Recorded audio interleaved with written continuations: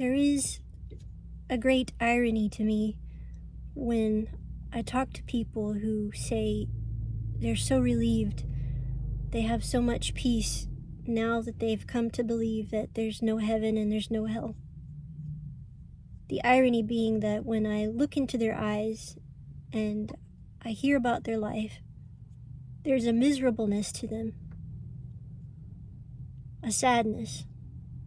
Even if they express things of joy, things that they are excited about, there's an underlining sorrow.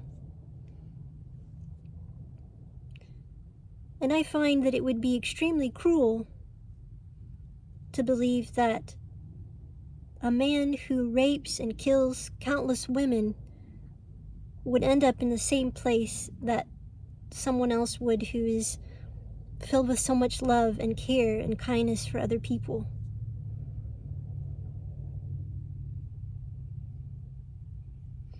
Now for me, I do believe that there is a heaven and there is a hell, that there is justice,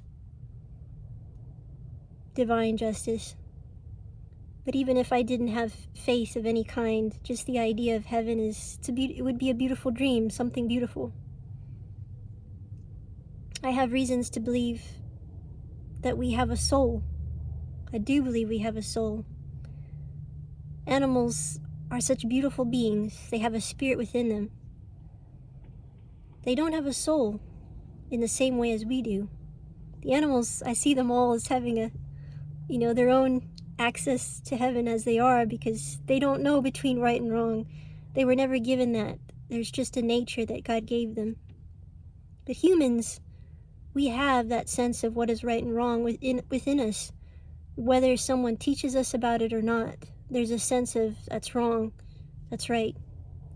There are different cultures, of course, but just initially, there's a sense of wrong and right. And I think about, as it goes with my faith as well, when Yeshua, or Jesus in Hebrew, was on the cross and he looked over to the man beside him who had said, "I believe in you." He was a criminal, the man beside him also on a cross. Most gruesome way you could die. And the man says, "I believe you are who you say you are. You are the Son of God." A man of crimes. Who knows what he had done? But he did come to believe and have a change of heart in those moments of who God was. And so some might say, well, that man did so many wrongs. What about him? But even in that moment at the end, though, he had a change of heart. For God is a God of justice. He's also a God of forgiveness and love. And I do believe some people, they don't want to believe in God because they look at their lives and say, well, if God's really there, a personal God, how could all these things happen in my life? He must be a cruel one. I've had things happen to me, and things I've experienced extremely painful. Some things I've never shared with anyone. But I look at those experiences, and I see that God was with me.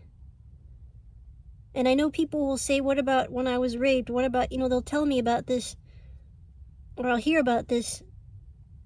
But these same people, and I thank God that they've had a change of heart, they see now, and I see too, that God used those experiences that he didn't want to have happen to be a blessing to someone else. They were able to share with someone else going through the same pain, to give hope and encouragement.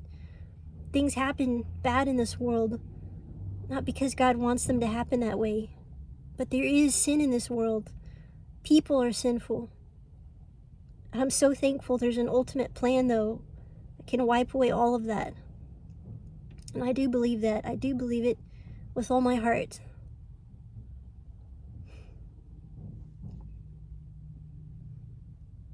I love you all. Shalom, paz, peace out.